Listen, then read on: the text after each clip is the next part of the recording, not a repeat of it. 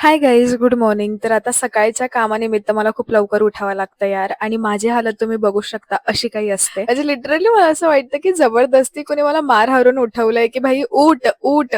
आणि खरं सांगते यार, मी ना इतकी जेन्युइन आहे स्वतःसोबत की लाईक नाही, माझी रिस्पॉन्सिबिलिटी आहे तर मला कुणाला सांगायची गरज नाही पडणार की उठ, तुला करायचंय. आणि तेवढं माझ्या समोर कोणी येऊन मला बोलेल तशी वेळ मी येऊच देत नाही. मी ट्राय करते नेहमी माझं बेस्ट द्यायचं आणि यार जोपर्यंत होतंय तोपर्यंत ट्राय करायला काय हरकत आहे. आणि इफ नाहीच झालं तर आपले बी प्लॅन्स तर रेडी असतातच ना. म्हणजे मी तरी ठेवते बी प्लॅन्स नेहमी. कारण हे बघा यार, जीवन आहे, सुखदुःख चालणारच आहे. कधी चांगला वेळ येईल तर कधी वाईट वेळ सुद्धा येईल आणि ह्याच कारणामुळे मी नेहमी आता बी प्लॅन रेडीच करून ठेवते. आणि हे मी काय असंच नाही बोलत आहे, हा माझा एक्सपिरियन्स बरं आहे. असो तर आता ना आमचा मेकअप आणि हेअरचा क्लास सायमल्टेनियसली चालतो आणि हेअरस्टाईलचा तर कोर्स ऑलमोस्ट झालेला आहे, बट प्रॅक्टिस अजूनही चालू आहे कारण 20ला एक्झाम आहे. सो सकाळी मेकअपचं सेशन झाल्यानंतर मी माझ्या हेअरस्टाईलची प्रॅक्टिस करत होते.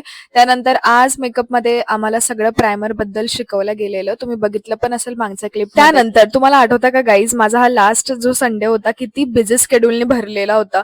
म्हणजे मम्मीचा बर्थडे सुद्धा होता, प्लस मला शॉपिंगला बाहेर पण जायचं होतं. सो मी ना त्या इतका शेड्यूलमध्ये पॅक होती की मला हेअर वॉश करायला सुद्धा टाइम नाही भेटलेला. तर मग माझं हेअर वॉश करणं राहूनच गेलं होतं. सो मग म्हटलं ठीक आहे, जेव्हा पण टाइम भेटेल इव्हनिंग वगैरे मध्ये मी वॉश करून पण लकीली यार आज हेअर वॉश साठी मॉडेल लागत होती आणि मी असं बिंदास हात वर करून बोलली की हा माझा करा.